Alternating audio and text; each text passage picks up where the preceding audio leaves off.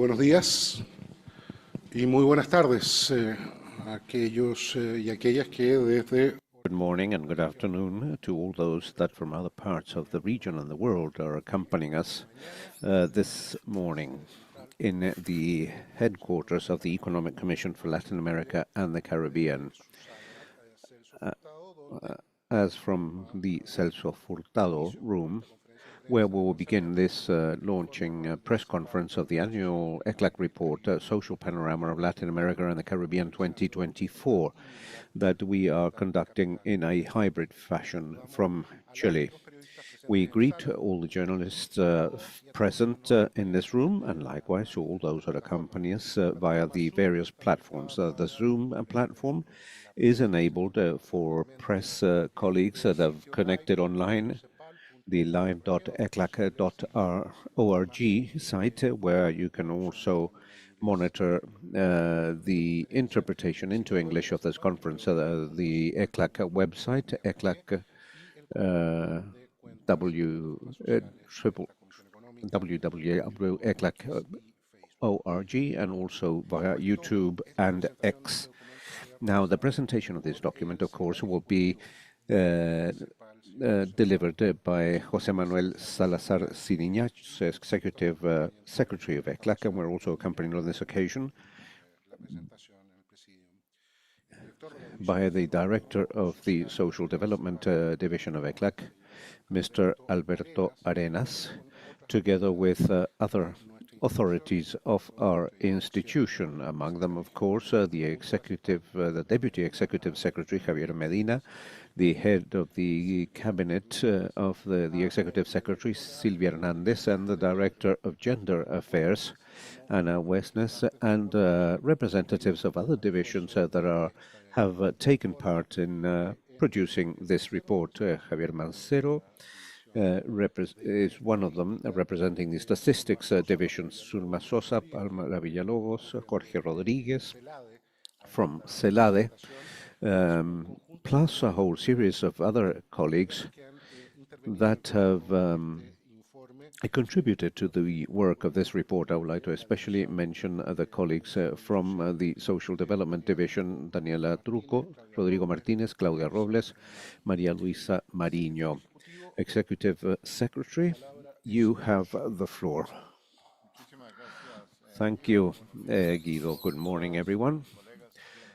Colleagues in this room, journalists, and also people that are connected online. I would like to begin by reiterating what Guido has already said and has named several persons, and I'm very happy because this is indeed collective work led by the Social Development Division. So thank you very much, the whole team, Alberto Arenas, but this also implies collaborative work with other ECLAC divisions, such as the Gender Division, the Statistics Division, and several others. And therefore, thank you very much, colleagues all from ECLAC, for another product, another panorama, which is a high-quality product and also tremendously important. We're talking about the social panorama of Latin America and the Caribbean for this year, 2024. Basically, what it does is to update the poverty data, the data on extreme poverty, on inequality, and so on, and other social indicators, just as we do every year. And at present, in this region and in today's world, this is of tremendous importance.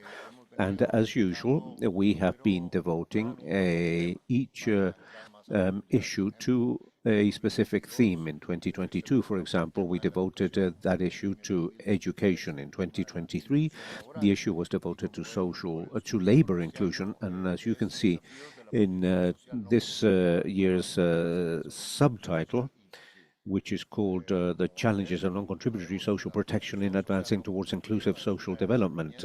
As you know, non-contributory social protection is one of the most important policy areas that have evidenced a tremendous progress in the region over the past few years, but where we still face many challenges. And that is indeed an issue that is devoted to discuss that in greater depth. And another introduction point that I would like to mention is that in the UN system, there is an agreement between governments in terms of holding a second summit next year on a World Summit on Social Development. It's the second summit after 30 years because the first one was held in Copenhagen in 1995. And therefore, and we are working, and together with Latin American governments and the UN system, we are launching the initial preparations of that summit. But I would just like to mention that this issue of having such a comprehensive social panorama and of publishing this series every year is a wealth of knowledge and recommendations that will be very valuable looking at that dialogue on social policies that is or has already been put forward in the world. And in fact, we have a schedule, a whole series of milestones of meetings with the authorities that we have already organized as from ECLAC in order to better define policies for the region and also the messages of the region to that World Summit. Without further ado, let's move on to the presentation. This is the index of contents of the presentation and of the report. First of all, we will update poverty and inequality data and other indicators. After that, we begin to discuss non-contributive social protection in the region, its challenges and opportunities.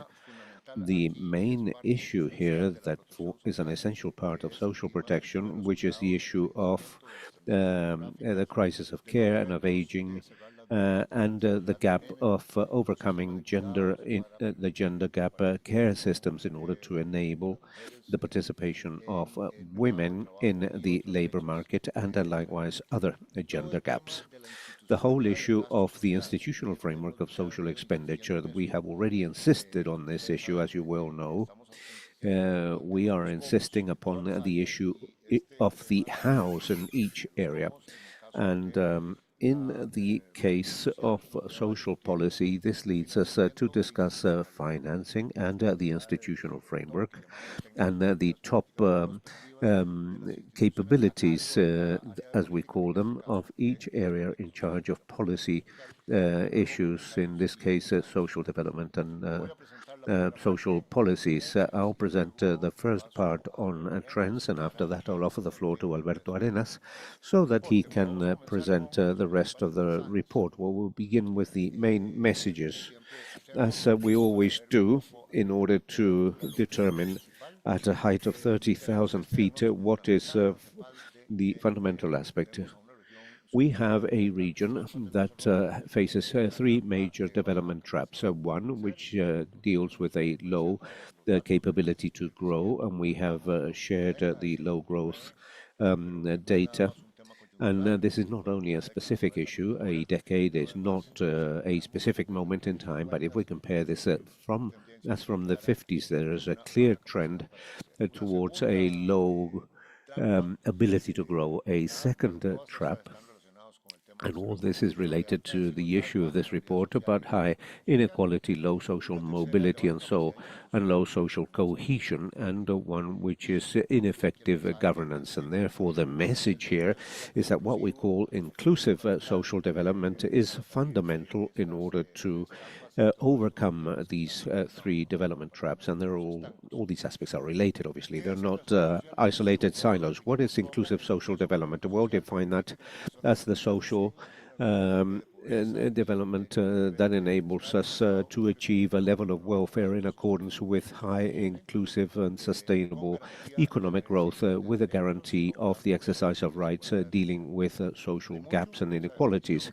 There is a lot within that definition, and this is explained at length in the report, but you can see that we have also defined inclusive social development as related to several elements, not only what it is, but which a lot of the quality of life and relies on a high and dynamic labor market connected to productive development policies, of course, but we also have the issue of rights and the gaps and social inequalities and all aspects that have to do with social protection policies. Social protection policies are therefore fundamental.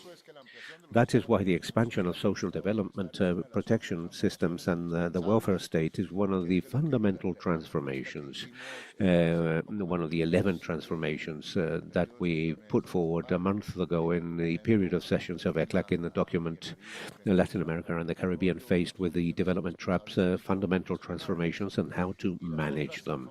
And the other related transformations in social aspects, above all, is the issue of education, the issue of gender equality, and of course, the issue of the reduction of inequality, the increase of mobility, and of social cohesion.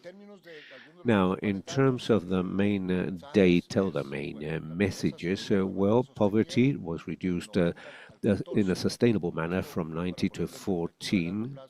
And in the long term, this means from 51 to 27. It's important to insist on that because that's an impressive reduction in those 24 years. However, that reduction, that began to increase during the pandemic, and in 2023 it was at a level slightly lower than that of 2014, which was 27.3%. That is the lowest level since we have registries. But we wanted to place this in this general context because one thing is to say that it's the lowest level since we have registries, but a different thing is to understand that there are two major periods, a period between 1990 and 2014 when reduction was practically 1 point per year in terms of poverty, but that did not continue after that and instead increased, and it already increased in 2019, as we will see.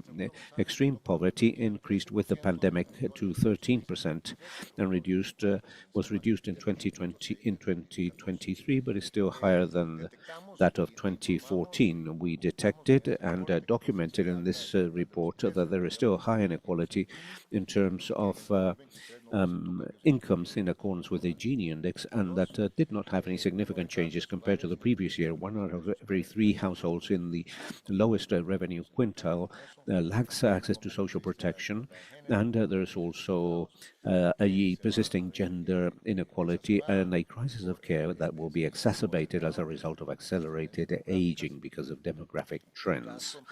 The expenditure in social protection, both contributive and non-contributive, is insufficient.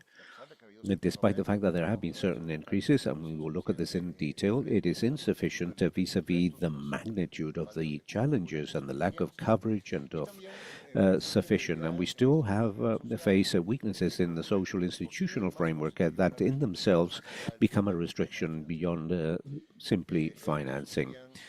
That would be a brief summary of main messages, and also in terms of policies, that we need comprehensive policies to reduce inequalities and promote social mobility. We discuss at length those details, and we also need, and this is very important, we need to establish a social standard in non-contributive social protection methods in the UN and in the world. There has been a discussion whether achieving a level of investments in health or in education, and yet here what we are suggesting is a standard, a certain goal in terms of GDP devoted to this, and this is something that we will discuss in greater depth, and also the strengthening of the social institutional framework, analyzing this TOPP capacities and how to face that development crisis characterized by the 3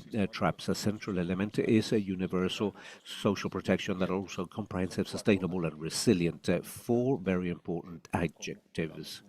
And they possess an important conceptual value, and the issue of the second World Summit that I already mentioned. And therefore, Chapter 1, well, this is one of the most important graphs, I would say. Here you can see what I already explained. Between 1990, there has been an important 51.2% reduction to 27.7%, but you can see how in the subsequent grey columns, which represent poverty, how in 2019 that increases 3 points compared to 2014, and that was even before the pandemic, and with the pandemic that increases to 32.8, then 32.5. It drops in the last few years to 27.3 in 2023, and we estimate a slight reduction to 26.8. Well, there are more details about this, but that is the basic profile of the behavior of poverty. And the yellow columns represent extreme poverty, and that we achieved a significant reduction in 2014. After that, it increased in 2019 and increased even more during the pandemic shock, and then there was a slight reduction in 2023, totaling 10.6, and 10.4 is expected for this year. So clearly, there are good news depending on each year. And if we look at this between 2022 and 2023, but looking at a longer perspective, these are good news that are not as good. But anyway, this is the basic chart. Now, this graph has the impact of poverty and also the coverage of non-contributory pensions. And basically, the message here is that revenue transfers, especially in pension systems, but also in cash transfers, play a fundamental role in the reduction of poverty, because we can see how in the last 20 years the coverage of non-contributory pension systems for those older than 65 increased by more than 27 percentage points. In other words, there has been a fundamental increase that is reflected in results in terms of the reduction of poverty, as you can see on the red, represented on the red line. So there's evidence there, very solid evidence of the importance of transfers for pensions during old age. Now, between 2014 and 2023, we find a high gap of poverty between men and women. And here you can see the situation per gender between men and women on the left-hand side. And we also evidence the existing gaps between men and women according to age groups. So poverty continues to impact women more than men in working age. And you can see the differences there. And the percentage of girls, boys and teenagers in a situation of poverty is considerably higher than that of other age groups. And in consequence, the issue of the gender dimension here, and thus the recommendation with regards to society of care and everything that that means, is absolutely fundamental. There are also wide-ranging gaps, not only between age groups, between men and women, but also within territories. And here you can see a heat map, as they call it, where it is very clear that poverty is greater in rural areas, 39% on average, than in urban regions. There are a whole series of reasons for that. But the message, the key message here, is that it is fundamental to consider the territorial dimension when it comes to public policies, be they about productive development or employment, or in terms of transfers. And that has to do with the institutional framework, with resources, with the capabilities of regions in order to reach the populations. And these populations, there's obviously a problem in terms of the fact that this population is really placed in remote areas, and inequality in revenues is very unequal in the region. You can see how we find slight differences in accordance with these bars, and this in accordance with the Gini index since 2014. And we can see that there's practically no variation between 24 and 23, between 2014 and 2023. The Gini index was reduced by 4% from 0.47 to 0.45, and therefore this is one way of analyzing inequality that we have labeled as a second trap, and which is a persistent characteristic. There is a long history. If one looks even further back at the first decade of this century, there was a reduction, but since 2014, when we begin with what we call the second lost decade, again, this was a lost decade in terms of not being able to reduce, to achieve a reduction beyond that 0.2%. And the other distribution is the wealth distribution, which has to do with assets. And here you can see that the richest 1% in the region concentrates 33% of wealth of the assets and 19% of revenues in Latin America. So again, we see since 2014 a situation that is stable. Unfortunately, stability is not a virtue in this case because it actually means that there has been no progress. There hasn't been deterioration, but it's not a favorable situation, and it's also a challenge. That is part one. It's, well, very briefly, and I'm now going to offer the floor to Alberto Arenas. Thank you, Executive Secretary. Chapter 2 of the Social Panorama for 2024 is non-contributory social protection in Latin America and the Caribbean, challenges and opportunities towards inclusive social development. And we began by stating the characteristics of the social protection system: universal, comprehensive, sustainable, and resilient. Of course, there is a universal access, and we know there's differences, but they are comprehensive with the ability to offer a set of policies, plans, and programs that would take charge of and answer to the multiple needs and demands in terms of social development.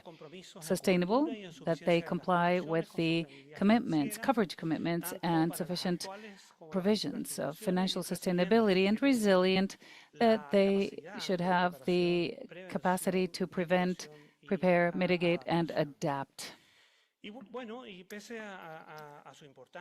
And despite their importance and the advances we've seen in the last 2 decades, centuries, there are high levels of lack of protection and segmented access to social protection in the graph. In the graph in the first bar, we see that in 2022, 1 of every 4 households, 23.5%, lacked access to social protection, contributory as well as non-contributory. And this proportion is elevated to 1 out of 3 households. 36.5% is the second bar of the graph in the lower income quintile. And then in the third, you can see a little bit higher is the rural areas, where we see 29%.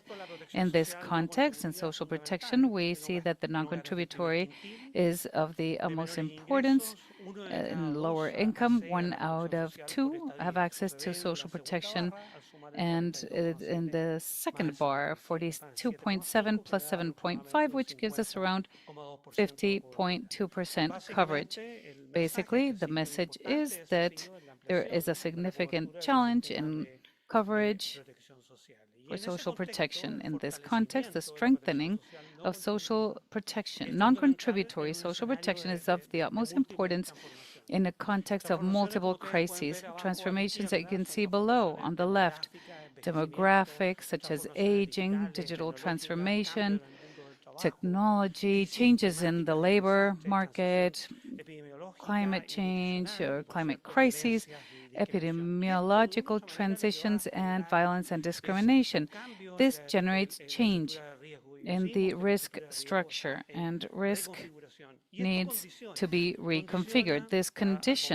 It conditions when we are acting, and in contributory and non-contributory aspects, because, well, as we mentioned already, and this is the backbone to close the inclusive social development: poverty, low mobility, social cohesion, high gender inequality, educational systems, weak professional training, segregated and segmented healthcare systems, and of course, labor inclusion deficit. And therefore, non-contributory social protection is essential to advance in eradicating poverty and bridging these development gaps. So non-contributory policies are essential to attain the objectives and functions. Básicamente la protección de los ingresos, el acceso a los servicios sociales y la inclusión laboral. Y, por ejemplo, las políticas de transferencias monetarias en especie, como los programas de... For example, the monetary transfers or in kind for local, labor inclusion are all key to link people with no contributivas a través del incremento de su cobertura, la suficiencia de las prestaciones y, por cierto, the provision of these offering sustainability to the policies, social protection policies, is key to advance in the eradication of poverty. These policies allow maintaining transformations, as the Executive Secretary mentioned, not only at a social level, but for economic and productive development of the countries. Vamos a destacar dos programas de la protección social no contributiva en la región, y esto, por cierto, lo hemos hecho en base a las bases de datos de los programas de protección social no contributiva de América Latina. We've also seen that these systems have been studied here at ECLAC. Since 2020 and until 2022, you can see that the coverage it has grown significantly from 3.6% to 27.1%. This is a result of the growth, but also of significant challenges that we have seen. There has been a positive impact, and 14 out of the 20 countries, however, did not cover the income, the per capita income deficit of the household to reach the poverty line. So there have been significant advances, but there are still many challenges. Another is the case of the non-contributory pension systems, SPNC. This has been one of the main milestones in the development of social protection systems in this century. Since the year 2000 to 2022, it grew from 3.4 to 31.0. This expansion, as you can see, for the countries in the region, have increased. We would like to stress the expansion in Mexico, Bolivia, Chile, Guyana, and Paraguay. These contribute to explain the growth. And among other factors, because why has this happened? Well, despite the deficits in the contributory systems, there has also been a high informality, an accelerated aging, and why not mention the financial situation, which we're going to see a little further ahead. So the non-contributory pension systems are key to eradicate poverty in old age and reduce gender inequalities, because a very important, a significant proportion of people are women. The third chapter of social protection before the crisis of care and aging. We began with the current social organization of generating barriers for the autonomy of women and their access to social protection. You can see in the graph, and we've marked it in a circle on the right-hand side, that over half of the women, 56.3%, find themselves outside of the labor market, and they carry out unpaid care work. If we compare it to men, in the case of men, it's only 7.3%. So in this sense, the social organization of care, the lack of policies and comprehensive systems are an obstacle for labor inclusion of women. In the second case, the second message is that women have less access to social protection, less access to their own income, and to lower llevels of property. Tienen mayores niveles de pobreza que los hombres, a pesar de recibir pensiones contributivas o no contributivas. Y ustedes pueden ver ahí en el gráfico. That's what they receive in contributory and non-contributory terms. If you take a look at the circles at the lower part of the bar, you see that there is around 70.3% of the women that do not receive a pension. And on the third bar, you see that once they receive their pension, non-contributory pension, it reaches only 47.4%. So this labor inclusion inequality between men and women affects the insufficiency of income. This all confirms the need to advance in the implementation of comprehensive care systems in the region. Another thing that's happening in the region, and the Secretary General mentioned it, is this demographic transition. Now, in a context of aging, there is an increasing demand for social protection and care of aging or older persons, which is in addition to girls, boys, and adolescents.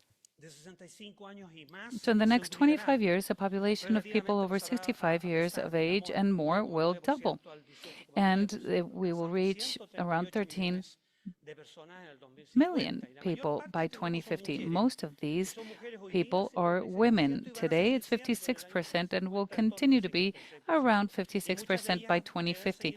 Many of these women must continue to care for others given the unfair division of labor. Boys, girls, adolescents will reduce in number and proportion given the deficit in social care. There's also an increase of chronic diseases, which will increase the risk of disability and the long-term care demand, which is added to the demographic transition, especially among people of 80 years and more. You can see the gap between life expectancy for 60 years and healthy life expectancy on the right-hand side. So it's the same age, and you can see that it increases the risk of disability between people 60 years and older. So we require care services in the long term, among other things, to increase life expectancy. For example, in the green area. For this, we need to invest. We need to invest decisively in universal care systems and, of course, strengthen comprehensive sanitary policies. The accelerated regional aging will require the implementation of comprehensive care policies. And here we have three messages: designing and implementing care policies oriented to a new social organization of care that will guarantee the right to care with social co-responsibility and gender. Implementing different services because it requires other services like transfers, social services, time permits, and leaves that will allow guaranteeing the rights of those who care and offer care, implementing long-term policies that will be adequate and in accordance with the requirements of an aging population, and eliminating the precarious nature of the care sector and the labor market to strengthen training and certification of skills.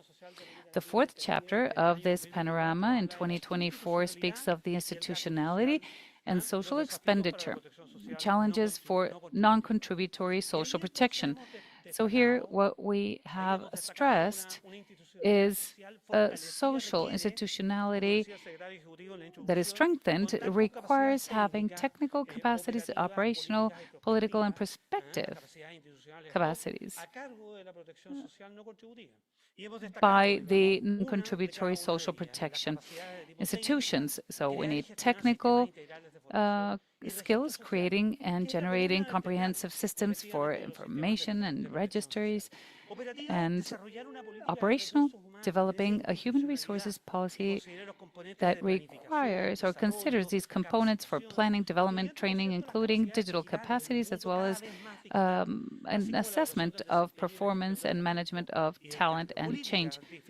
Policies defining and establishing social dialogue mechanisms and modalities for the generation of broad agreements on the policies of non-contributory social protection and perspective, which would be in anticipation of this reconfiguration of social risk structures, considering the dimensions of coverage, sufficiency of these services, and financial sustainability. The ministries of social development and equivalent institutions in the region have a central role with the technical capacity to count on the social records, robust social records and information systems. You can see here what the Ministry of Social Development has seen. There are also 16 countries that have these, and 16 also manage participant records. Basically, the population coverage of social records is very heterogeneous. In some countries, it tends towards universality, and in others, it is circumscribed only to extreme poverty population and with a more universal approach. We would like to stress that the social public expenditure of the central government has maintained similar levels to previous years as during the pandemic. You can see it on the graph. During the pandemic, it rose in 2020, and then it dropped 2021, 2022, and now the drop is sustained. It has reached 11.5% of the GDP in Latin America, which is very similar to the 11.4% of the GDP recorded in 2022. It's also important to stress that there is an average level of 53% of 2023. Social expenditure is maintained as the main component of the total social expenditure. And it expands the gap with the Latin American countries. Social no contributiva en el gasto, los programas de transferencias de ingresos y los cash transfer programs and non-contributory pension systems that have been tremendously relevant in the region. We already spoke about coverage, that this century has increased substantially. And here you can find public expenditure as a percentage of the GDP. And on the left-hand side in orange, you can see public expenditure in conditioned cash transfers that have had a large expansion. It reached a peak in 2020 of 0.44% of the GDP. And on the right-hand side, you can see the average expenditure of non-contributory pension systems, and that has had an upward trend since the year 2000, 0.50% of the GDP, and today in 2021, 0.42% of the GDP. And that is why we spoke of a modest increase from 0.3% percentage points of the GDP, with a coverage which is 27 percentage points, reaching around 20 million people aged 65 or over. And certainly, in order to advance in this issue, and this was highlighted by the Executive Secretary during his introduction, we need to establish a standard of social investment for social protection, non-contributive social protection, that is suggested between 1.5 and or between 5% and 10% of total public expenditure. And basically what this means is that today social development ministries are spending between 0.8% of the GDP or 3% of total public expenditure on average. Basically, through an effort by 2030 of 0.1% of the GDP, we will be able to reach or to have equivalent resources so that we can face up to extreme poverty, or SDG 1 of eradicating or advancing towards the eradication of extreme poverty. And in that sense, we have sought to establish this social investment standard in terms of non-contributory social protection. And now some final comments. Now that we're reaching the end of this presentation, we need to advance towards the eradication of poverty, the reduction of inequality, and towards inclusive social development. That requires strengthening social protection, and especially non-contributive social protection, to guarantee the protection of revenues, strengthening existing instruments and articulating contributive and non-contributory benefits, and expanding coverage, and also the sufficiency of benefits with financial sustainability. That is absolutely necessary. We need to provide sustainability to non-contributory social protection measures, and we also to adopt a comprehensive approach in enabling us to achieve the multidimensional nature of objectives of social protection, and design and implement care policies geared towards a new social organization of care that enables us to guarantee the right to care with social and gender co-responsibility. And we need to consider investment in childhood as highly efficient and strategic, expand the systems of non-contributory pensions, and to guarantee the rights of people that require long-term care adequate to the processes related to the aging of the population. And I conclude by looking towards the second summit on social development that will be held next year, and that will be held in November of next year, to be precise. This second World Summit on social development will create spaces to strike agreements that will enable us to advance towards the guidelines linked to 4 out of the 11 in-depth transformations of the development model put forward by ECLAC in a month ago during the period of sessions of ECLAC. First of all, the expansion of social protection and the welfare state that, among other issues, will include access to health, pension systems, and, of course, labor inclusion policies. Secondly, the reduction of inequality and the increase of mobility and social cohesion. Thirdly, effective education for everyone and wide-ranging access to professional training. And four, to move towards gender equality and the society of care that, among other factors, as mentioned by this division, through the creation and implementation of comprehensive care systems in the region. The second summit also creates a space to debate in terms of standards for investment on education. UNESCO has established a standard of expenditure between 4 and 6 GDP percentage points for education, or between 10 and 15% of total public expenditure. The WHO and PAHO has established a level of 6% of the GDP, and in that sense, the region should establish, or what we put forward during this social panorama is to establish a standard of non-contributory social contributions to advance towards the eradication of poverty. And we have suggested between 1.5 and 2% of the GDP, or between 5 and 10% of total public expenditure. And in this sense, the Second World Summit on Social Development in 2025 provides us with a great opportunity to advance towards a strategic agenda of social protection policies and to promote a solid compact for inclusive social development. That is something that we indeed have been working on through this regional conference on social development with countries, and that very soon, as mentioned by the Executive Secretary, will mean that we will have a whole series of possibilities to submit a whole series of proposals within the framework of a compact for inclusive social development. Thank you very much. Thank you, Alberto Arenas, the Director of the Social Development Division of our Economic Commission for Latin America and the Caribbean, and I also thank Executive Secretary José Manuel Salazar-Xirinachs for his presentation, the main results and proposals contained in this social panorama for Latin America and the Caribbean 2024. As is normal, we now open up the segment for questions from representatives of the media, to whom and we express their gratitude and their interest and their accompaniment. And they have been sending us their questions, and therefore we will convey these questions to you. The first one was received from Axel Hernandez from the France Press Agency in Chile. And I would like to highlight that Luisa Palermo from Valor Económico of Brazil has also contacted us, and they basically ask the same question. So we'll answer to both of them, Axel Hernandez and Luisa Palermo from Brazil. The first one from France Press. So what would be the impact of the future presidency of Donald Trump in the social panorama of Latin America and the Caribbean? Executive Secretary, thank you very much, Axel Hernandez and Luisa Palermo.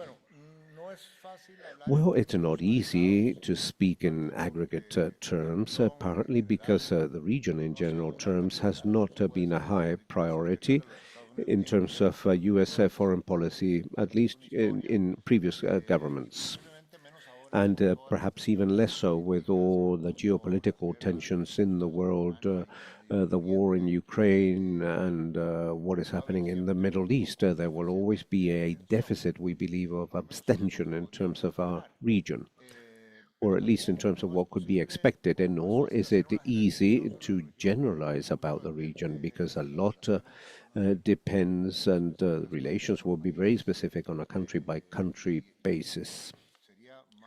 And it would be perhaps much more convenient and interesting to analyze this in a country-by-country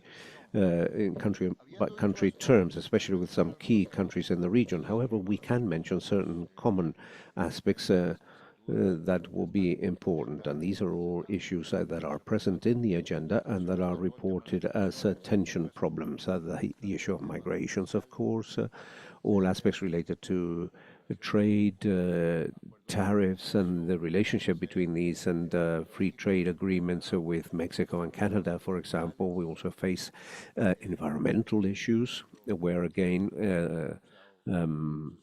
President-elect Trump has established his position, as well as with other issues and dealing with his relationship with Latin America, where we have the Amazon region and biodiversity. All these could be points of stress. We also have drug trafficking and organized crime, and finally, an issue that is cross-cutting, but given the present geopolitical situation, is what type of policies to contain China will the new administration have, and what tensions this could give rise to.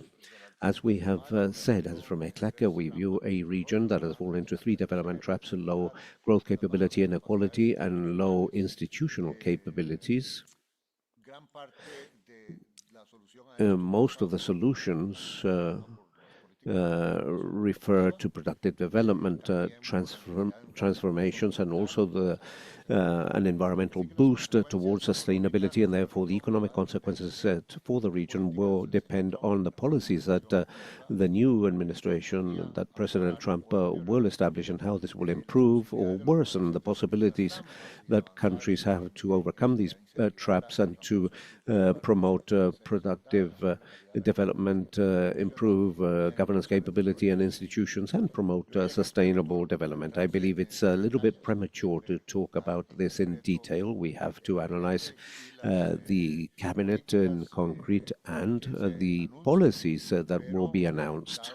But given what we are aware of in terms of the proposals put forward by candidate Trump, these are the areas that will possibly have a significant profile in the relationships between the U.S. and the region over the next few years. So we thank Executive Secretary, and now we convey the question by the Reuters representative Fabián Escandero. And he asks the following: what other things may governments do beyond establishing aid programs for the structural reduction of poverty? The result that is forecasted for 2024, will that also be influenced by the greater importance of Brazil? Do you find that there will be a better behavior in other countries? And how high is the risk of new violent episodes of social discontent in our region, bearing in mind the high levels of inequality that are still in existence? Javier Candero from the Reuters press agency, Executive Secretary. Thank you, Fabián. Well, here I would like to make an initial comment with the idea of establishing aid programs, because social protection is not so much an aid, but rather a philosophy of solidarity in a society, the basis of a social compact in a society that wishes to leave no one behind. Having said that, as ECLAC, we have emphasized that social protection is therefore a right, and that social protection systems, that was well presented by Alberto, must be comprehensive, sustainable, resilient. And these programs play a fundamental role, not only in terms of revenues, but also with related with human capabilities, labor inclusion, with dignity, and with social peace at the end of the day. And this area, therefore, has a large number of instruments beyond cash transfers and non-contributory systems.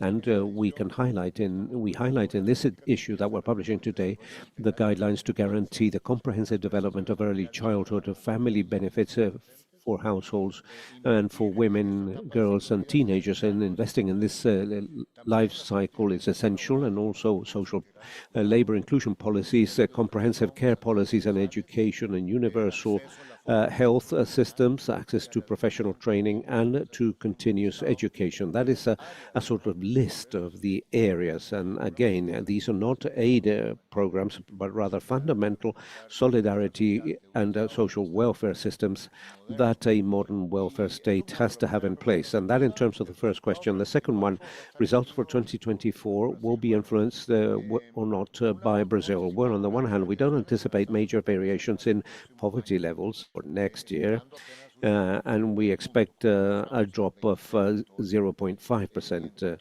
As we mentioned, and in terms of extreme poverty, the figures will remain very similar to 2023. That is at least what we expect. Costa Rica, for example, registered a significant reduction in poverty in 4 percentage points, 4.1 percentage points in accordance with national data.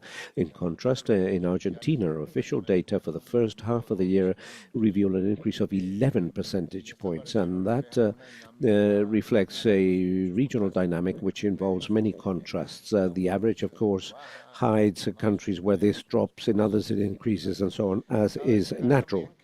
It is also worth highlighting that our projection in terms of the evolution of poverty involves expected economic growth, and then we go to the issue of Brazil. Since Brazil is a country that has a very high population, has the population of pretty much all of the region, and it is likely that it will have a significant impact on the average poverty index reduction. So in 2023, poverty reduction was impacted by an increase in the non-contributory transfers. On one hand, we have the growth rate, but in the case of Brazil, there have been some social programs that have been key. So for poverty to be reduced again, as we anticipated in 2024, we're assuming that it will be replicated and will continue with these transfers in Brazil. I think that's it. Are those all the questions, or did I miss anything? There was a last one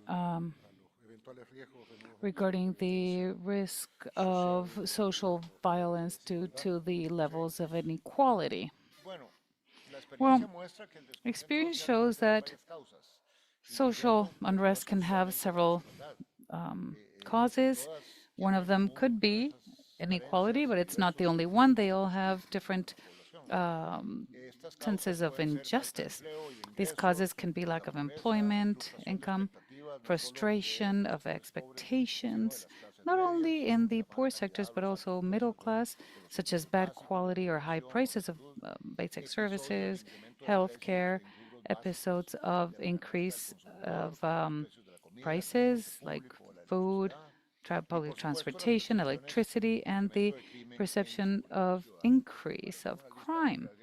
That is a very brief list, but very important one of the different elements that trigger frustration, anger, and these social unrest periods.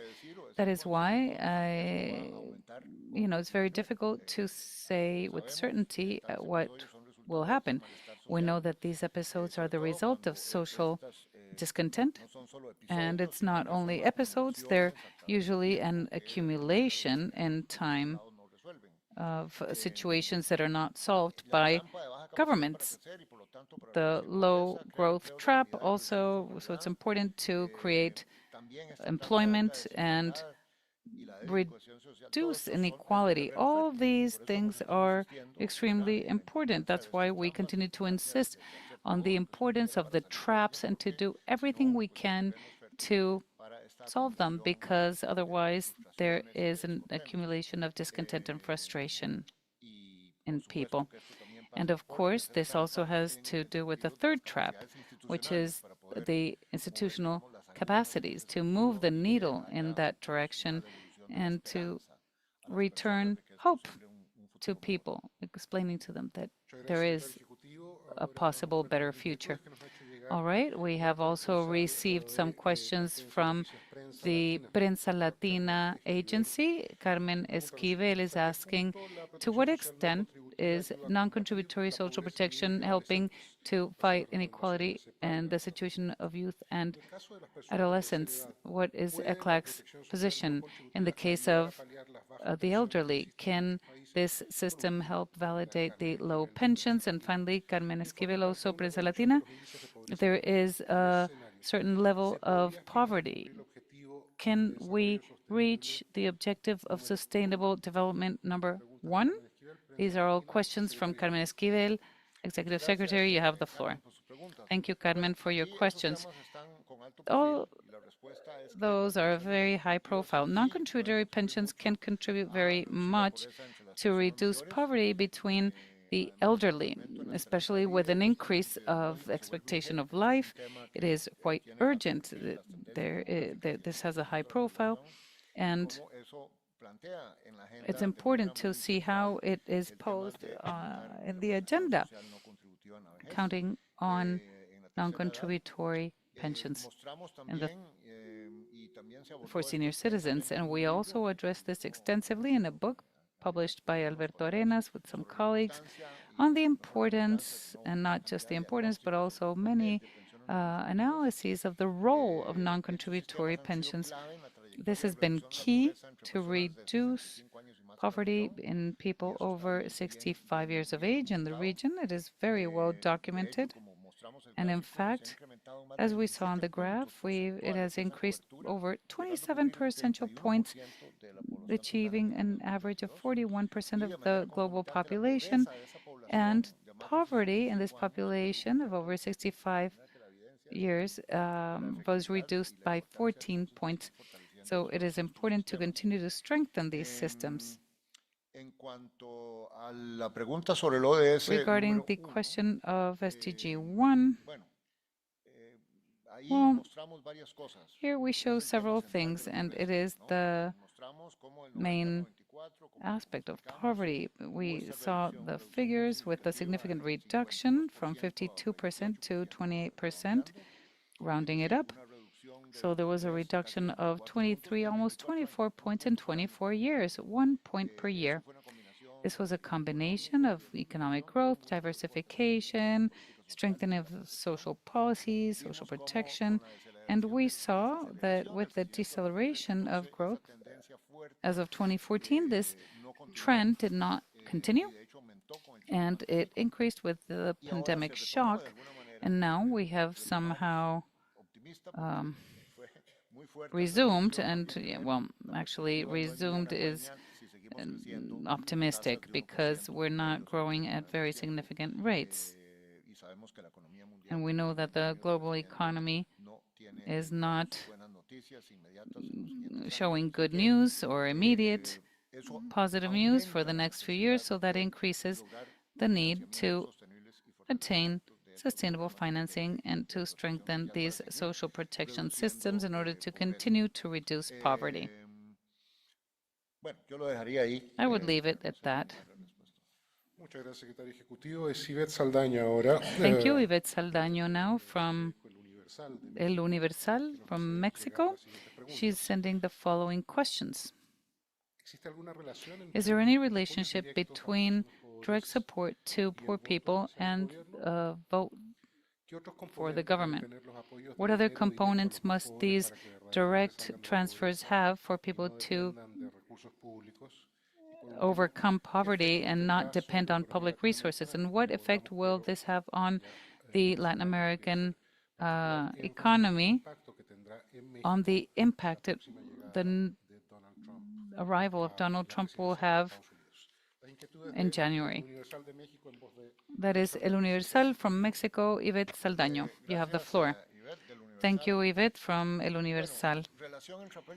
Well, the relationship between direct support to poor people and votes to the government. Well, this question takes us a little bit out of the scope of the report and the reason for public policies. What we say here is that they have certain protection gaps that need to be bridged, and this happens because there must be a commitment with universal social protection systems, comprehensive, sustainable, resilient, that are the ones that a modern society needs. These are systems not only for the poor population, but for everyone throughout the cycle of life. So it is broader than just poverty. So since this is fundamentally positive and it begins with a vision of a society that we all want, it is quite evident that governments that are able to move in that direction will attain the sympathy and votes of the people. But it's not something that we discuss in the report. It's just a logical consequence. What about support in kind to the poor so that it's not public funds that it is taken from? Well, there is an old saying that says that the best social protection policy is employment. And this suggests and reminds us that social protection and employment are must go hand in hand because people have a salary, and in a government, this is supplemented by social protection and policies. This is why we emphasize the productive growth, quality of employment, etc., for formal employment and next to social protection policies. And we did not have a panorama of the social protection and productive systems. We now have a panorama of productive social development, which has to do with the balance and the need to advance in both areas, but there are other pillars as well. The experience of transfer programs has also shown that it's possible to advance in these strategies, and not only that it's possible, but it also has very significant results. This is part of the reason why we have a report like this year to year, which reminds us the importance of the advances. And the route that we're following is correct. We have the labor market, technological changes, changes that deepen because of climate factors. And there is a reconfiguration of the risk structure, but also we also need to understand it's not only risks, these are realities that are affecting us, and we must reach a certain level of tranquility. So all these shocks are basically a new normal, hopefully not the climate aspect, but we have societies that have crises, and we've seen the case of permacrisis and others. So what effect is Trump's election going to have in Latin America? Well, we've talked about the commercial aspects, climate aspects, and it opens a new stage where this will be very important. But more than make predictions, I think we need to wait and see. ECLAC will be waiting on this and be making recommendations to the countries in the region so that we can all learn how to navigate this new reality. Thank you, Maurice Castro, journalist from El País in Spain, and he asks the following question. The report states that Latin America and the Caribbean have a care crisis exacerbated by the demographic changes in the region, especially aging. So which are the countries that are most affected, and what can they do to address this crisis?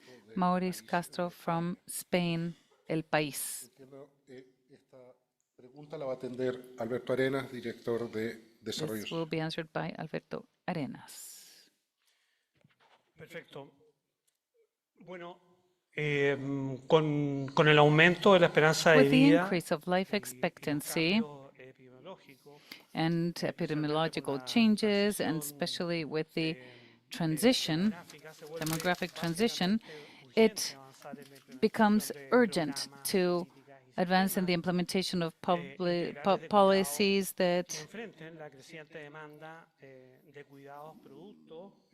to deal with the increase of these issues and with the increasingly aging population. This is why the aging of the population will lead several older people that have care dependency to triple in 30 years, especially in the case of women. Demographic aging, and especially the increase of this proportion of the population 80 years and older, will require greater care in the long term, and this is today very insufficient. The countries with the highest aging rates, in reality, are those where the demographic transitions took place earlier in the region and have simply been speedier. So considering that the population has 9.9% in 2024, the countries with the greatest level of aging, that is to say 14% or more, are all those in the Caribbean, basically Martinique, with two countries in Uruguay, 16% Chile, and 14.1%. So the social panorama in Latin America and the Caribbean speaks of strengthening, generating, and creating integral systems for care within the framework of social protection, including its non-contributory component, where it's fundamental to address aging, because it is a very significant part. A significant part of these elderly people will not have access to the non-contributory or contributory pensions of this system. So this can be quite insufficient, and together with this, de sistemas integrales de cuidado, talk about comprehensive care systems, as mentioned in the panorama. As a result of aging, long-term care systems will be crucial in consequence for the region. Gracias al director Arenas. We thank Director Arenas, and we also ask him the following questions asked by Paula Padilla from the EFE news agency. Paula, who is in this room, asks the following question. In order to achieve the investments required for non-contributory pension between 0.5 and between 1.5 or 2.5% of the GDP, or between 10 and or between 5 and 10% of total investments, does this rely exclusively on public institutions, or could there be other factors contributing to this? Paula Padilla from the EFE news agency. Director Arenas, please. Good afternoon, Paula, and thank you very much for that question. As we mentioned during the presentation, in public investment standards are present in various sectors. We mentioned education with UNESCO, PAHO in terms of health. Others have been promoted by OIE. They have mentioned 1% of the public expenditure for cultural issues. So there's also the issue of a percentage of investments for disability or for early childhood. Now, within this framework, and also considering as a first priority, which is the eradication of poverty, especially of extreme poverty, which is SDG 1 of the 2030 agenda, what is required, and we mentioned this as such in the social panorama, to advance towards a standard of public investment when it comes to non-contributory social protection, devoted to tackling the eradication of poverty in the region. And in that sense, we have submitted a proposal which is between 1.5 or 2.5 of the GDP, or between 5 and 10% of total public expenditure. The region in 2022,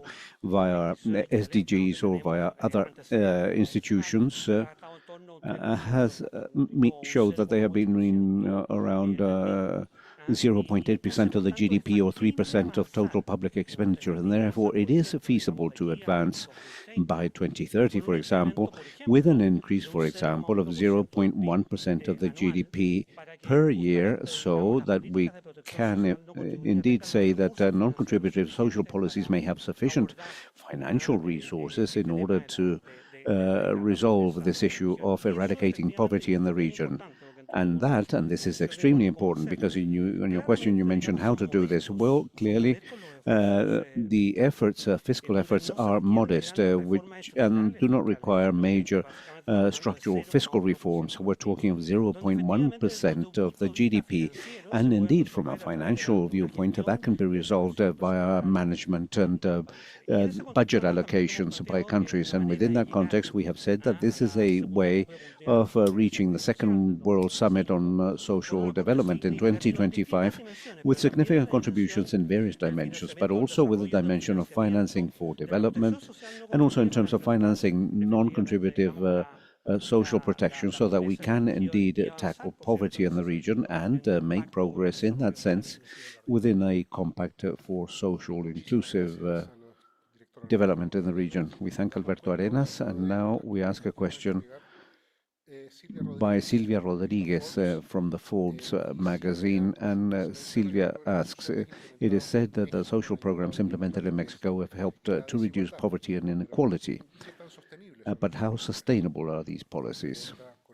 And she also asks how to establish a care system faced with a need to establish fiscal consolidation, because that includes a reduction of public expenditure. Questions by Silvia Rodriguez from the Mexican edition of the Forbes magazine. Executive Secretary, thank you, Silvia, for those important questions.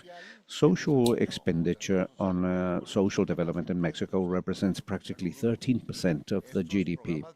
And these programs benefit practically 30 million Mexicans, and they have indeed made a very important contribution in order to stop both poverty and inequality, or reduce poverty and inequality. The implementation of sustainable social protection systems that consider the stability of the various financing sources is, of course, fundamental.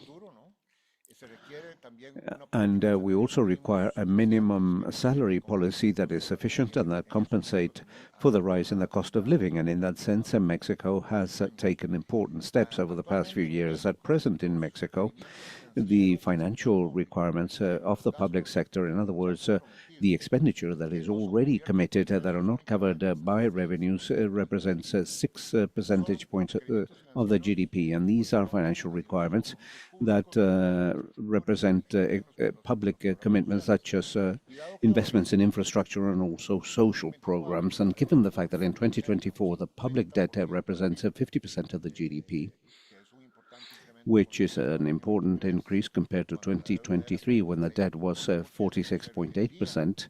What would be required looking forward is a prolonged indebtedness in order to continue with that same pace of expenditure. And this poses or brings to the fore the importance of reviewing the fiscal policy, which is indeed one of the main short-term challenges faced by the new administration of President Sheinbaum. Now, how to establish a care system faced with this reality of the need to achieve fiscal consolidation? Well, that is indeed a complex challenge, but it is possible to resolve that. We will require a horizon of universality as recommended and a progressive progress, incorporating services and benefits that are already in existence, combining different financing sources, including resources from general taxes, specific taxes, contributions by families, income taxes, and this could be supplemented with policies to reduce issues such as tax avoidance and tax illusion, exploring new taxation systems and so on and so forth. This is a complex agenda, but a set of measures can contribute to the critical mass that is required for that financing, despite the needs for social consolidation. And as outlined in Chapter 3 of the document, collaboration between ECLAC and ILO has enabled us to quantify the boosting potential of investments in care via what we know as the investment simulator in care policies. And some of the results with information for 23 countries evidence that investment in care in order to achieve universal care of childhood long-term, and of course varies on a country-by-country basis, but on average for the region represents 5.1% of the GDP and varies between 1.5 and 15.5%.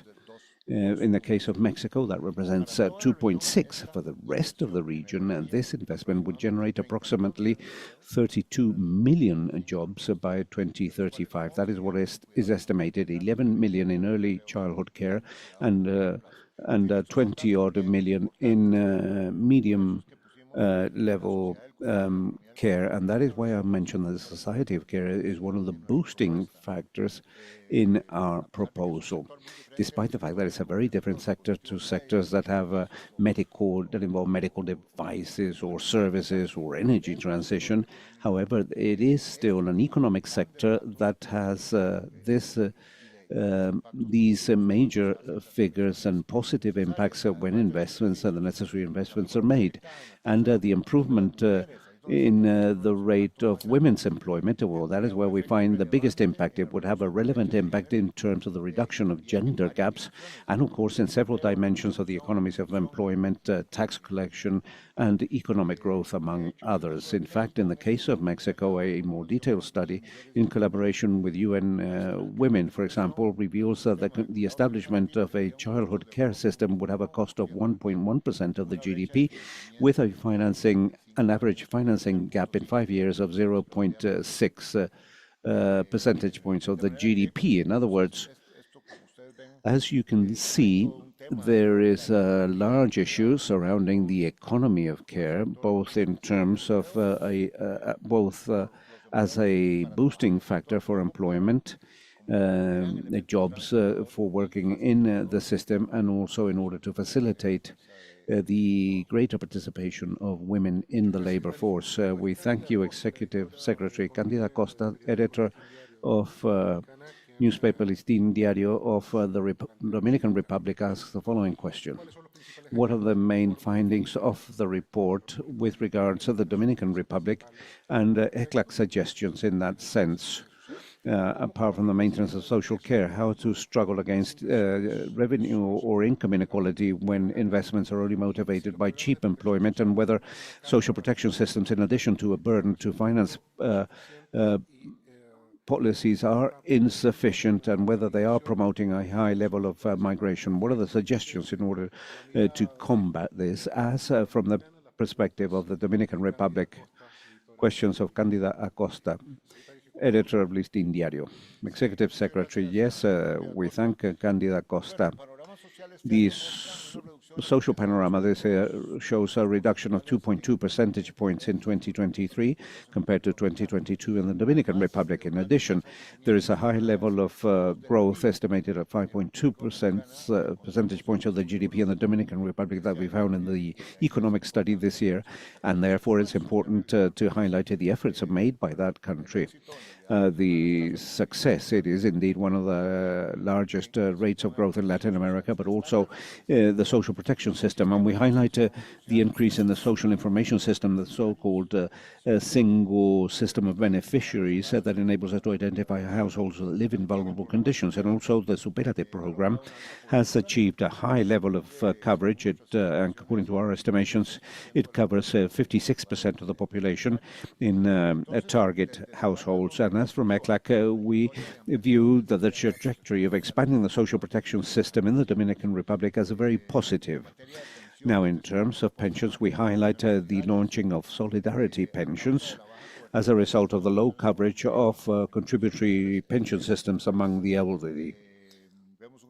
And we find larger progress in terms of non-contributory pensions, for example, expanding coverage until reaching 20% of the elderly with this non-contributory benefit by 2030 would involve an expenditure of 0.3 percentage points of the GDP.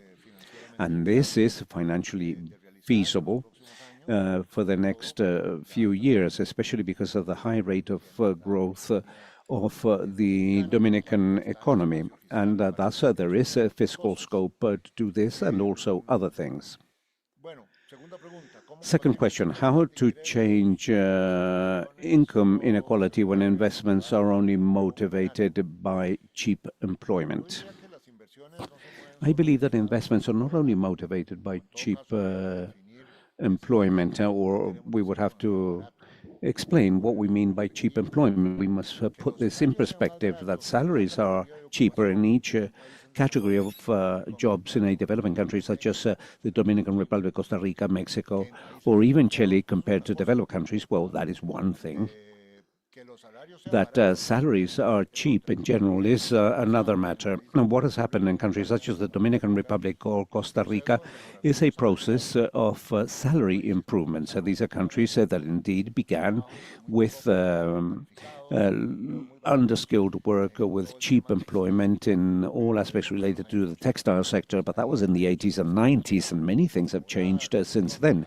Now the Dominican Republic has clusters of medical devices. It also exports sophisticated modern services and so on, where if we compare what a Dominican or Costa Rican earns in Latin America, a professional with certain levels of training with a title compared to Europe or the US, yes, it's cheaper, but in their own countries, there are many salaries that enable a dignified life, and they are formal jobs, and that is something very positive.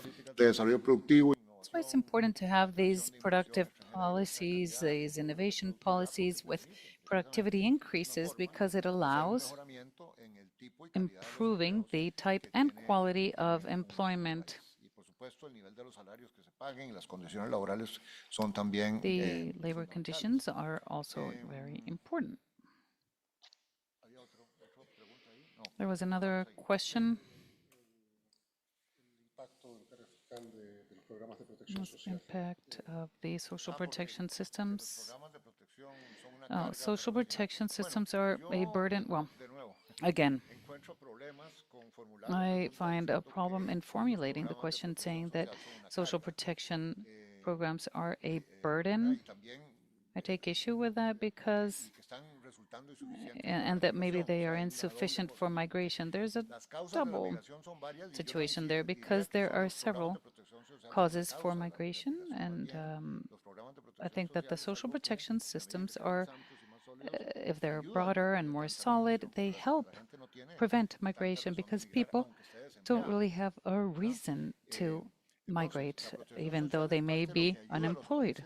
So social protection helps countries offer an adequate quality of life, and the more solid they are, like causes like unemployment and others, if they're not there, one would expect less migration.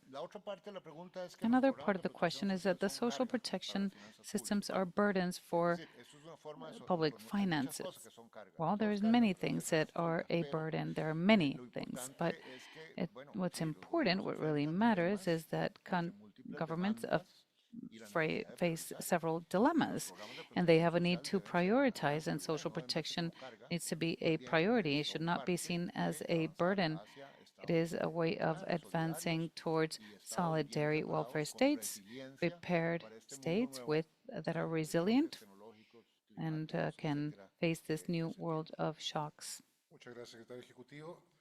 Thank you, Executive Secretary María José Núñez from the weekly paper La Universidad from Costa Rica.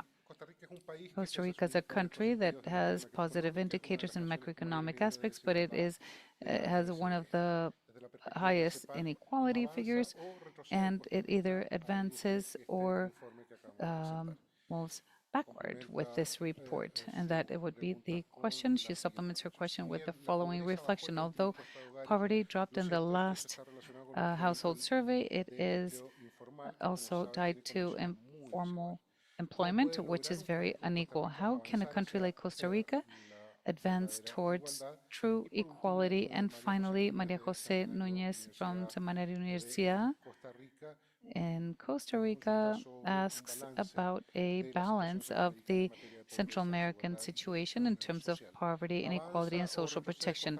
Is Costa Rica moving forward or backward? How can a country such as Costa Rica advance towards equality?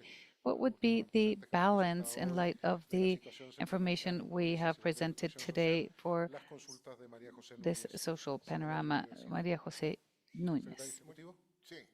Executive Secretary. Yes, thank you, Maria Jose.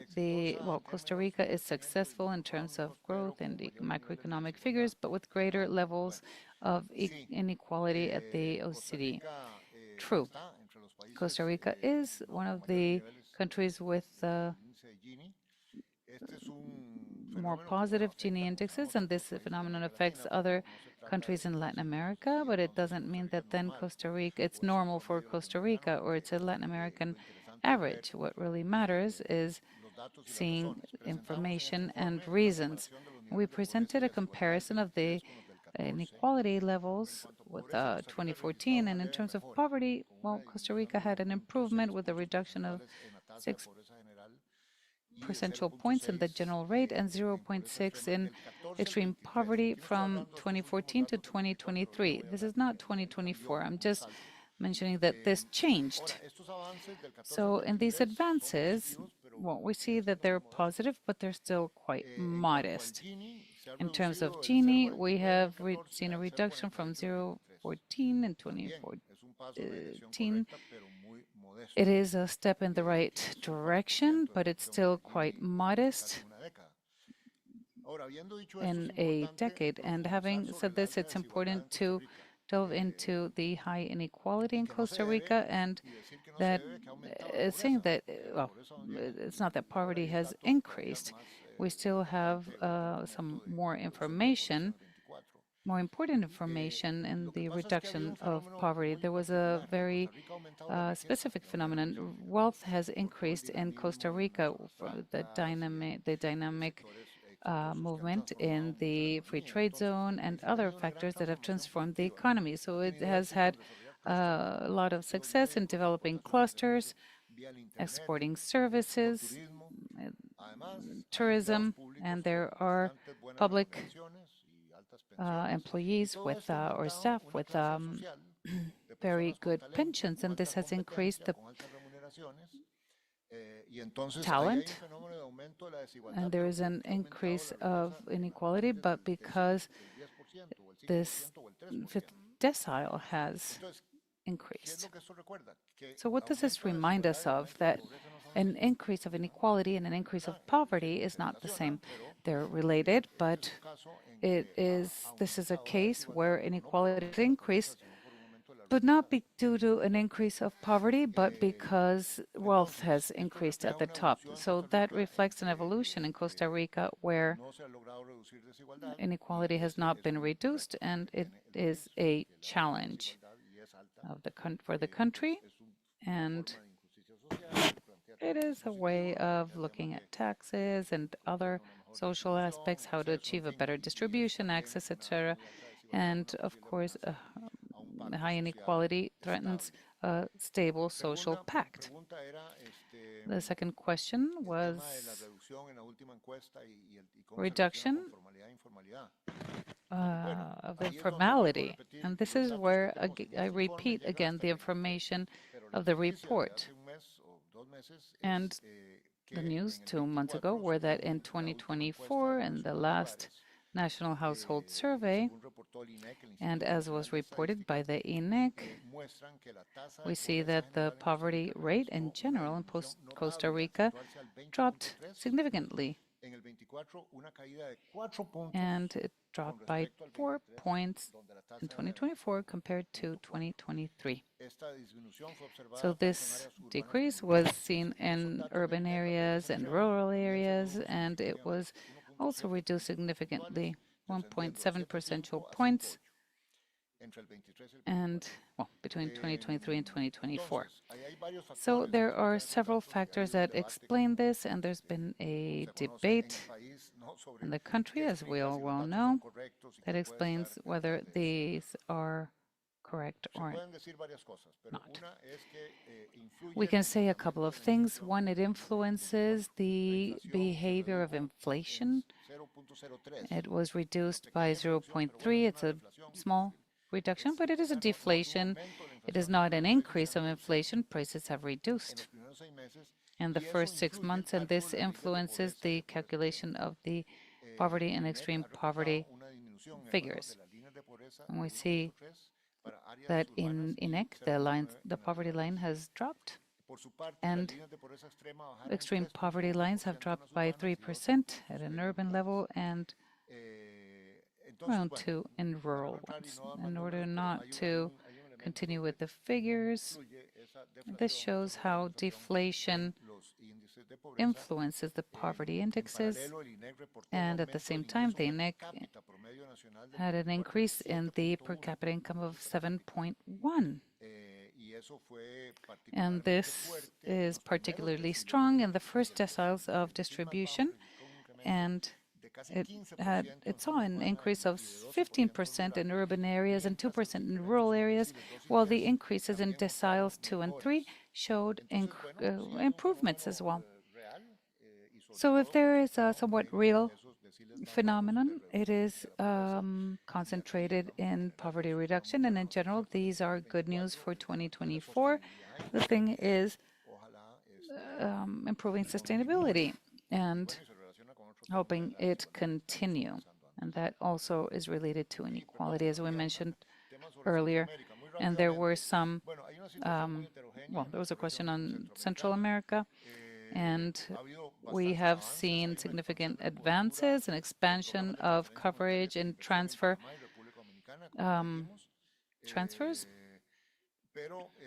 But there are historically low levels in Guatemala and Honduras.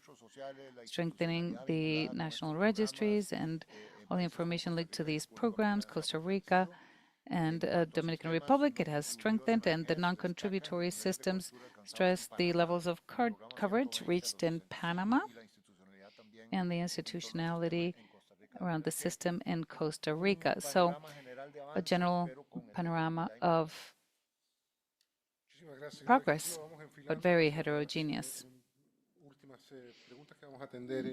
These are the last questions that we're going to take a look at live.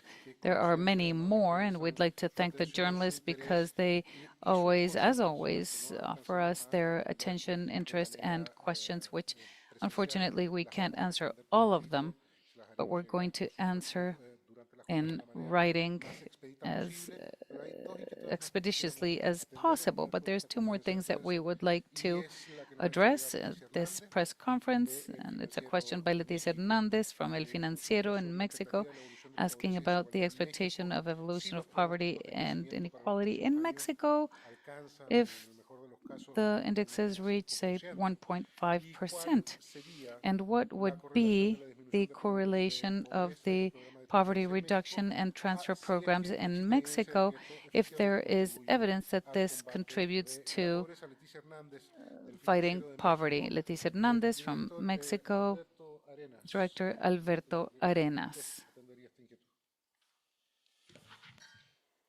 Bueno, muchas gracias, Thank you very much, Leticia Hernandez. I'd like to begin with the first one.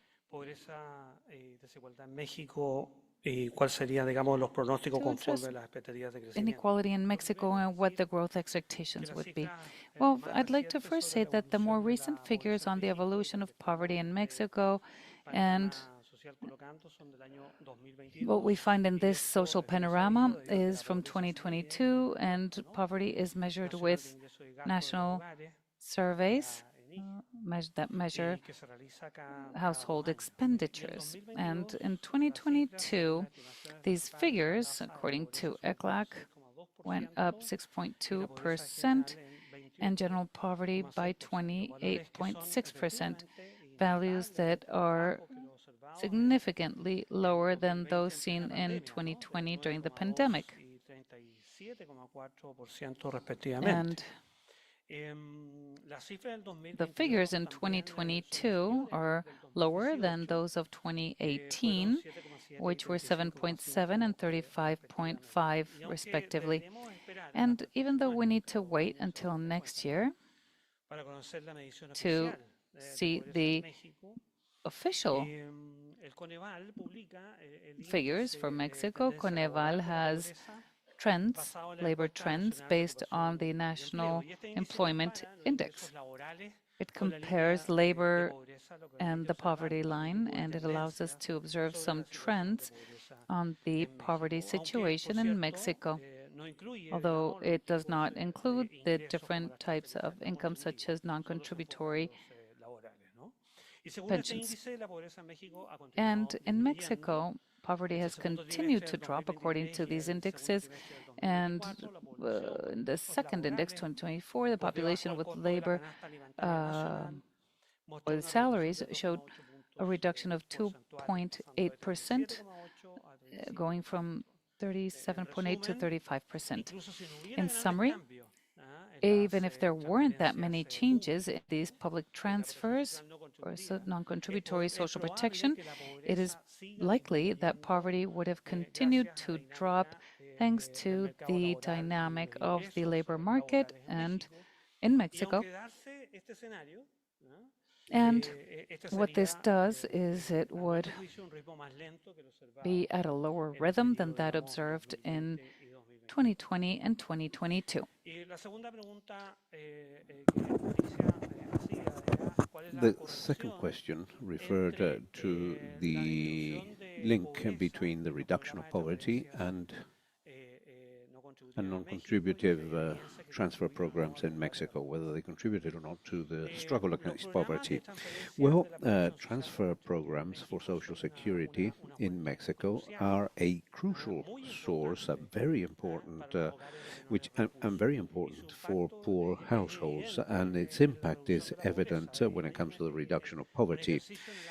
An exercise was conducted in 2022, whereby the rate of poverty would have been 31.5% instead of 28.6% that was registered if these public transfer programs had not been in place. And this evidences that non-contributive social protection helps to prevent other people from becoming poor, providing a protection of incomes and economic protection that is vital for the more vulnerable sectors in Mexico.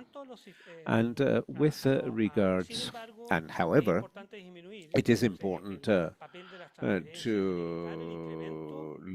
avoid the increase of poverty and the contribution of these systems to reduce poverty in a continuous fashion. And for these transfers to contribute significantly to a reduction in poverty rates, comparing one year to the other in a sustainable manner, we must expand non-contributory social protection. We need to expand coverage, the sufficiency of its services with financial sustainability. In other words, to expand non-contributive social protection in a sustainable fashion. And without those characteristics, its impact upon a significant reduction of poverty would be limited. In our analysis, as I mentioned during the first part of the question, we can see that the main cause of the reduction of poverty in 2022 was linked to the labor market, to the increase of real salaries in Mexico from 8.8 percentage points, which was the drop of poverty to 5.9%. That is the result of this increase in labor salaries. And non-contributive social protection made a contribution and contributed 0.9 percentage points to this reduction, which is indeed an important impact, not only to prevent a larger number of population living under the poverty line, but to reduce that, but smaller, of course, compared to salaries. Thank you. Thank you, Alberto Arenas. This is the end of our Q&A session, and I would like to reiterate to the colleagues that have submitted their concerns that we will answer in writing to those that we have not been able to answer during this event. We cannot but conclude this event without a final message from our Executive Secretary. Thank you, Guido. Well, once again, thank you very much, Alberto Arenas, and thank you to the whole team that worked on this report, which, as you see, is so important, so rich in terms of the interpretation of our reality, and we thank all the other divisions that contributed. We also thank all the representatives of the media for their questions. This interest, I believe, reveals the tremendous importance of social issues, of concerns that exist in the media and within families in terms of which direction we're heading in when it comes to social protection policies. And it's very important for the UN to have defined that in a year we will be holding this summit because it raises the profile, so to speak, it raises the level when we talk about such an important issue, which is already present in the 2030 Agenda for Sustainable Development. And many of these goals are directly linked to this. This is not a novel issue in any sense of the word. It's also present in the Summit of the Future. But I would like to perhaps mention some general conclusions. There is a key point. The figures in this panorama of social policies year after year, and including this year's issue, reveal that policies make a difference, that financing also makes a difference, that the quality of institutions also make a difference. In other words, and that public policies are therefore important. We need to discuss both the what's and the how's. In other words, that the role of the state and the quality of public policies is important. When we talk about welfare, quality of life, growth, when we talk about overcoming gender gaps and so on and so forth. I believe it's important to insist on that point. Secondly, regrettably, the world faces difficulties, and I'm not only talking about the geopolitical situation, but also mentioning aspects such as technological change, which is impacting the world of labor and implies positive challenges, but also negative challenges, and also major challenges in education, in vocational training, in skills, in digital literacy. We're working hard on all those aspects, all aspects related to climate change and all the shocks that 20 or 30 years we did not view as clearly. And yet all these issues are upon us, and for Caribbean countries this represents several GDP points every year as a result of climatic damages, but also and likewise for Latin America, and that is an additional burden for budgets and so on. And something that is also very clear, demographic changes, aging. Latin America was growing to a large extent as a result of an increase in investment and as a result of the increase in the labor force, and yet investment rates are very low. But in addition to that, the demographic bonus is nearing its end. For some, it has even ended. And that means that, for example, the issue of the larger share in the economy of care of women in the labor force is a way of compensating that negative impact of the fertility, of the lowest fertility rate and of the aging of our population. And therefore, looking forward, I believe that these issues are not just the specific issues, but we're talking of structural, central issues for the region and how to get ready to respond to that. I thank you all. I thank you for your questions. I thank the whole team, and hopefully you will be able to disseminate this report that refers to fundamental aspects for the future of our population in our region. Thank you. We thank you, Executive Secretary. We thank the representatives of the media that have accompanied during this press conference and launch. All the materials associated to this launch are already available in ECLAC's webpage, and of course will also be available in our unit so that we can follow up with any concerns that you may still have. We would thus conclude this press conference. Thank you very much, all of you that have accompanied us. Goodbye.